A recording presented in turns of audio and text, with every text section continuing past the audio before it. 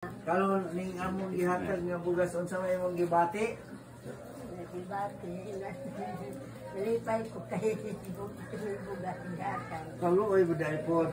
So wala na lola og hinatpon ta nga malipay kag dugang sa among pang pohon nga mga pag-ampo og mga pahalipay. Salamat o may buntag.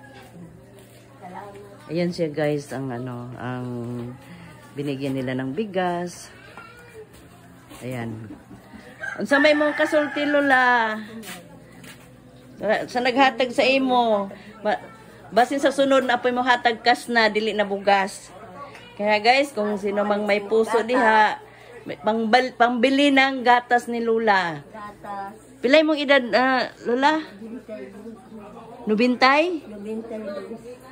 Oh, 92 years old.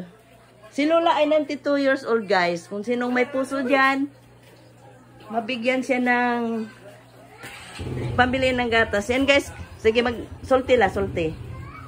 Mga...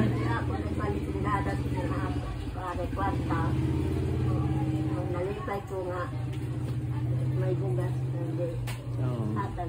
Kung sinong may puso dyan, i-PM lang ako para pag may pira, ibigay ko kay Lola dito, pambili ng gatas.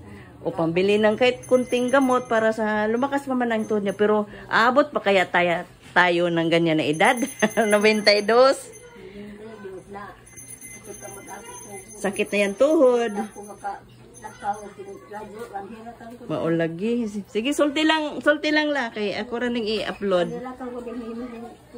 Na yang balay guys oh. Kisay uban nimo dire? Na si kauban duha sila. Kay siya ra mag-usaw saon na dire ah. Nagtrabaho para naipalit nila, maibili sila ng ulam. Si vlog man ni Lola.